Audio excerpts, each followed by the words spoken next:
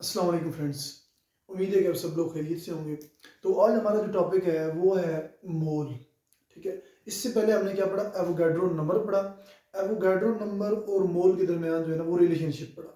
तो आज हम पढ़ने जा रहे हैं मोल। मोल क्या है? आज आप जब मोल पढ़ेंगे ना तो इसके बाद आप लोगों को क्लियर हो जाएगा कि एवोगाड्रो नंबर क्या चीज़ है और मोल क्या चीज़ है और इन दोनों के बीच में रिलेशनशिप क्या है। ठीक हो गया? तो मोल हमारे पास क्या है? सबसे पहले डेफिनेशन देखते हैं। A mole is defined as the amount, amount यानी कि mass of a substance that contains 6.02 10 की पावर 23 नंबर ऑफ पार्टिकल्स। ये कह रहा है कि डेफिनेशन ये बता रही है कि हमारे पास मोल क्या है? मोल एक अमाउंट ऑफ सब्सटेंस है। कोई भी सब्सटेंस है, वाटर है, आपके पास नमक है यानी कि सोडियम क्लोराइड है, कुछ भी है, कोई भी सब्सटेंस है, उसको क्या है? मैस है। ठीक है ना? कितना मैस है जी? उस मैस के अंदर 6.02 10 की पावर 23 एटम्स हो और यानी कि इतनी मॉलिक्यूल्स हो, यानी कि इस नंबर के बराबर क्या हो आपके पास? पार्टिकल्स हो उस सब्सटेंस के अंदर। ठीक है, तो उसे हम क्या बोलेंगे? मोल बोलेंगे। दूसरी डेफिनेशन इसकी क्या है? The quantitative definition of mole is the atomic mass, molecular mass or formula mass of a substance expressed in grams is called mole। हम बेसिकली तीन किस्म के जो है ना मैसेज पढ़ चुके हैं। एक एटॉमिक मैस पढ़ा है हमने, यानी कि कोई सब्सटेंस है उसके अंदर एटम्स कितने, ठीक है ना, उन एटम्स का मैस क्या है। फिर हमने पढ़ा कोई सब्सटेंस जिसके अंदर मॉलिक्यूल्स कितने हैं, उन मॉलिक्यूल्स का मैस कितना है। फिर हमने पढ़ा फार्मूला मैस पढ़ा हमने। ठीक है, इसी तरह तो ये तीनों मैसेज को जब एटॉमिक मैस, मॉलिक्यूलर मैस और फार्मूला मैस, इन तीनों मैसेज को जब हम किस में शो करते हैं? ग्राम्स में शो करते हैं। तो उसे हम क्या बोलते हैं? मोल बोलते हैं। ठीक है, जब इन तीनों का मैस एक्सप्रेस किया जाता है ग्राम्स में, उसको क्या बोलते हैं? मोल बोलते हैं। और मोल की जो है ना एब्रीविएशन जो है ना MOL मोल है, आगे ई नहीं है। ठीक है ना? एग्जाम्पल देता हूँ जी, एग्जाम्पल देखें मोल की। एग्जाम्पल क्या है? Atomic mass of carbon expressed as 12 gram. हमारे पास कार्बन का हमेशा यानी कि एटॉमिक मास कितना होता है? 12 ग्राम होता है। तो 12 ग्राम किसकी इक्वल होगा? 1 मोल ऑफ कार्बन। यानी कि 12 ग्राम ऑफ कार्बन जो है ना वो तोलें 12 ग्राम, तो वो कितने मोल होगा? 1 मोल होगा। कार्बन का 1 मोल होगा। Molecular mass of water expressed as 18 gram. आप बेशक 18 ग्राम वाटर जो है ना वो उसको आप तोलें। ठीक है, तो आपके पास जो है ना वो कितना मोल होगा? 1 मोल जो है ना वो किसके ऊपर होगा?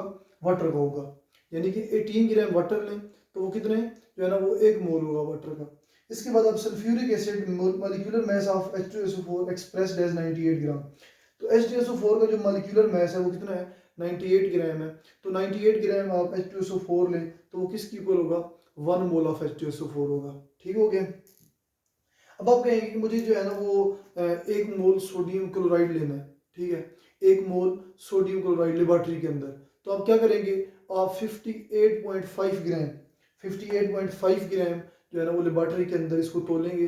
आपके पास जो है ना वो बैलेंस होगा एक वहाँ पे। ठीक है, तो उसके ऊपर आप 58.5 ग्राम जो है ना वो इसे मेजर करेंगे, तो ये आपके पास 1 मोल ऑफ सोडियम क्लोराइड होगा। ठीक है, तो इस तरह जो है ना किसी की भी जो है कोई भी एलिमेंट है, कोई भी आपके पास सब्सटेंस है जिसके अंदर जो है ना कुछ भी है, तो आप जो है ना उसका कर सकते हैं, यानी कि मोल निकाल सकते हैं। मोल से आप मैस भी निकाल सकते हैं और मोल भी निकाल सकते हैं।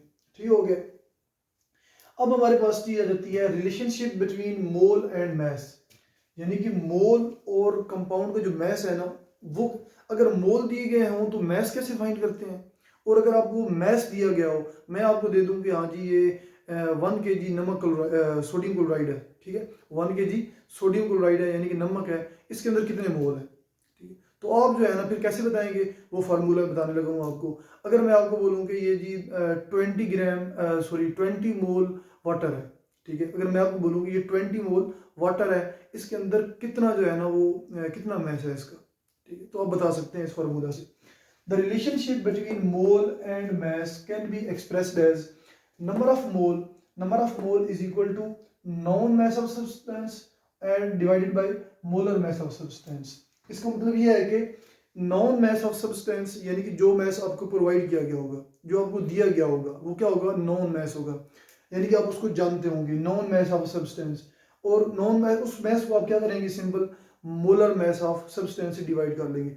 मोलर मास कार्बन का 14 है, इस तरह वाटर का 18 ग्राम है, ठीक है ना। ये आपको ये ऑलरेडी जो है ना ये एग्जिस्ट करते हैं ये सारे मैसेज, ठीक हो गया। ये मोलर मैसेज जो है एग्जांपल देने लगा हूँ। For example let us consider the mass of sodium chloride is 1 kg 1000 ग्राम। आपने जब भी कैलकुलेशन करनी है ग्राम में करनी है, क्योंकि आपके पास जो मोलर मास है वो ग्राम में है, तो हमेशा जब भी मेजरमेंट करते हैं तो सेम यूनिट इस्तेमाल करते हैं। अगर ऊपर ग्राम है तो नीचे भी ग्राम, अगर ऊपर केजी है तो नीचे भी केजी, ठीक है ना। तो इस तरह जो है ना वो कोई भी कैलकुलेशन करते हैं तो उसके अंदर जो है ना वो यूनिट सेम रखते हैं। तो यहाँ पे let us consider the mass of sodium chloride is 1 kg। 1 kg किसके इक्वल होता है 1000 ग्राम के। फाइंड नंबर ऑफ मोल्स, कहते हैं कि आपके पास सोडियम क्लोराइड के 1 kg सोडियम क्लोराइड है, ठीक है। 1 kg सोडियम क्लोराइड है यानी कि 1000 ग्राम, इसके अंदर नंबर ऑफ मोल्स कितने हैं। अब ये 1 kg जो है ना ये आपको पता चल गया, ये नॉन मैस है, ठीक है। अब आपको नॉन मैस पता चल गया तो मोलर मैस जो है ना वो सोडियम क्लोराइड का कितना है 58.5 ग्राम। सोडियम कितना होता है 23 और क्लोराइड जो होता है ना ये क्लोरीन इसका जो है वो 35.5 है। तो दोनों को जमा करेंगे तो 58.5 ग्राम आ जाएगा।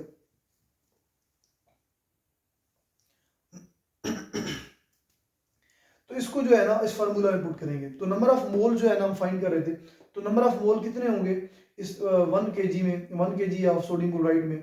सबसे पहले जो है ना ऊपर नॉन मैस 1000 ग्राम, फिर आपके पास मोलर मैस 58.5 ग्राम। इनको जब आप डिवाइड करेंगे तो आपके पास 17.09 मोल, ये ग्राम से ग्राम कैंसिल हो जाएगा, ठीक हो गया। तो आपके पास 17.09 मोल आ जाएंगे। इसी तरह आप जो है ना वो मोल दिए गए हों तो मैस फाइंड कर सकते हैं, और अगर आपको मैस दिया गया हो तो मोल फाइंड कर सकते हैं, ठीक हो गया। ये जो है ना हमारे पास ये जो एग्जांपल मैंने दिया है ना ये एक्स्ट्रा मैंने एग्जांपल दिया है, आप इसको कोड करना चाहें तो बेशक कर लें, ठीक है। अब आ जाते हैं क्वेश्चन के ऊपर। तो हमारे पास मैंने पहले ही बताया कि एवोगैड्रो नंबर और मोल ये एक लॉन्ग क्वेश्चन पूरा बन सकता है, ठीक है, लेकिन इसकी चांसेस बहुत कम है क्योंकि एवोगैड्रो नंबर और मोल की जो है ना वो आपको मैक्सिमम डेफिनेशन दी आती है कि मोल की डेफिनेशन क्या है, एवोगैड्रो नंबर की डेफिनेशन क्या है। अगर एवोगैड्रो नंबर की डेफिनेशन आती है तो आप उसकी डेफिनेशन विद एग्जांपल लिखें, और आप अगर मोल की डेफिनेशन आती है तो मोल की ये डेफिनेशन लिखें। यहाँ तक 2 डेफिनेशन और उसकी ये 4 एग्जांपल हैं, 4 में से आप 2 भी दे सकते हैं, ठीक है। 2 एग्जांपल मस्ट होती हैं देना, वहाँ पे आप 4 भी दे सकते हैं, ठीक है, अच्छा एक्सप्रेशन पड़ेगा। तो अगर ज़्यादा याद नहीं रहती तो आप 2 एग्जांपल दे दें। उसके बाद आपके पास जो है ये relationship between mole and mess, ये अगर लॉन्ग में आता है तो आप इसको कर लें, ठीक हो गया। तो ये एग्जांपल आप लोग अगर देना चाहें तो बेशक दे दें, अगर नहीं देना चाहें तो जस्ट ये फार्मूला ज़हन में रख लें, ठीक हो गया। तो इस तरह जो है ना ये हमारा लेक्चर जो है ना अभी इसके बाद एक स्केच है जो है ना वो जर्नल स्केच है, ठीक है। सब्सटेंस से लेके कंपाउंड, इसके अलावा हमने मिक्सचर पढ़ा और बाकी जितनी भी चीज़ें पढ़ी हैं उस स्केच के अंदर कवर हो जाएंगी, यानी इस चैप्टर का ओवरव्यू होगा वो, सही हो गया। तो मैं आप लोगों को जो है ना वो भी बताने लगा हूँ। तो आ जाए स्केच पे। सबसे पहले हमारे पास क्या है सब्सटेंस। हमने बिल्कुल स्टार्ट में क्या पढ़ा है सब्सटेंस पढ़ा है कि सब्सटेंस क्या होता है। सब्सटेंस हमारे पास ऑक्सीजन गैसेस थी, लिक्विड थी और सॉलिड, 3 स्टेट्स थी सब्सटेंस की, ठीक हो गया। अब सब्सटेंस के बाद हमने सब्सटेंस को डिवाइड किया था 3 बड़े ग्रुप्स में, एक एलिमेंट्स में, दूसरा कंपाउंड्स में, और तीसरा जो है ना वो हमने किस में कन्वर्ट किया था डिवाइड किया था मिक्सचर में, ठीक हो गया। इन 3 में हमने डिवाइड किया था सब्सटेंस को। मिक्सचर चूँकि यानी कि एलिमेंट और जो है ना कंपाउंड उन सब का क्या होता है मिक्सअप होता है, तो वो जो है ना एक अलग चीज़ है, उसको बिल्कुल छोड़ दें आप, सही हो गया। ये यहाँ पे तो यहाँ पे हम 2 चीज़ें देखेंगे, एलिमेंट और कंपाउंड। एलिमेंट के अंदर हम क्या करते हैं एटम को देखते हैं, एक एलिमेंट के अंदर क्या देखते हैं एटम को देखते हैं, यानी कि एटॉमिक मास फाइंड करते हैं, ठीक है ना। एलिमेंटल मास फाइंड नहीं करते, क्या फाइंड करते हैं एटॉमिक मास, यानी कि एलिमेंट के अंदर जो एटम प्रेजेंट है उनका मास फाइंड करते हैं। तो उनका मास स्टार्टिंग में हमने फाइंड किया किसमें AMU में, AMU एटॉमिक मास यूनिट में, ठीक हो गया। उसके बाद क्या जब एटॉमिक मास यूनिट को हमने रिप्लेस कर दिया ग्राम से, किसे रिप्लेस कर दिया ग्राम से, तो वो क्या बन गया ग्राम एटॉमिक मास, क्या बन गया ग्राम एटॉमिक मास। और जब ग्राम एटॉमिक मास के अंदर कितने होते हैं number of particle, Avogadro number के मुताबिक 6.02 10 की पावर 23 एटम्स। जब ये एटम होंगे ग्राम एटॉमिक मास के अंदर तो वो किसकी इक्वल होगा 1 मोल की इक्वल होगा, ठीक हो गया। अब यहाँ पे देखते हैं कंपाउंड। कंपाउंड को हमने मजीद जो है ना वो फर्दर डिवाइड किया 2 कैटेगरीज के अंदर, एक मॉलिक्यूलर मास और दूसरी फार्मूला मास। मॉलिक्यूलर मास जब इसको हम स्टार्टिंग में जो है ना एएमयू में किसमें किया था, एएमयू में किया था, एटॉमिक मास यूनिट में मेजर किया था। जब ये एएमयू जो मॉलिक्यूलर मास है इसको हम ग्राम में एक्सप्रेस करेंगे तो हमारे पास ग्राम मॉलिक्यूलर मास आ जाएगा। और ग्राम मॉलिक्यूलर मास के पास जब इतने पार्टिकल होंगे 6.02 10 की पावर 23, तो वो किसकी इक्वल हो जाएगा, मोल की इक्वल हो जाएगा। सिमिलर चीज यहाँ पे है फार्मूला मास, क्योंकि फार्मूला मास हम किन के लिए शो करते हैं, सॉल्ट्स के लिए, ठीक हो गया। हमारे पास जितने भी सॉल्ट्स हैं उनको हम फार्मूला मास में शो करते हैं। तो फार्मूला मास जो है ना वो स्टार्टिंग में जब हमने फाइंड किया था तो वो किसमें था, किसमें मेजर किया था, एटॉमिक मास यूनिट में। जब एटॉमिक मास यूनिट को हमने क्या किया, रिप्लेस किया किससे, ग्राम से, तो वो क्या बन गया, ग्राम फार्मूला मास। और ग्राम फार्मूला मास जो है ना जब उसके पास 6.02 10 की पावर 23 पार्टिकल होंगे, आप कह सकते हैं एवोगैड्रो नंबर के मुताबिक, तो वो किसके इक्वल होगा, किसकी इक्वल होगा, मोल की इक्वल होगा। इस तरह जो है ना ये हमारा टॉपिक यहाँ पे क्लियर हो जाता है, एंड हो जाता है। अब हमारे पास कुछ कैलकुलेशंस रह गई हैं चैप्टर की इसकी, तो हम कैलकुलेशन इंशाल्लाह नेक्स्ट लेक्चर में करेंगे, उसके बाद एक्सरसाइज की तरफ मूव करेंगे। तो अगर आप लोगों को ये जो है ना मोल के जो टॉपिक हमने आज पढ़ा है इसके अंदर में से कोई क्वेश्चन समझ ना आया हो, कोई कोई चीज़ समझ ना आई हो, तो अपना क्वेश्चन जो है कमेंट सेक्शन में कर सकते हैं। तो इसी के साथ ही जो है ना हम अपना लेक्चर एंड करते हैं। इंशाल्लाह मिलते हैं नेक्स्ट लेक्चर में। ओके, अल्लाह हाफिज़।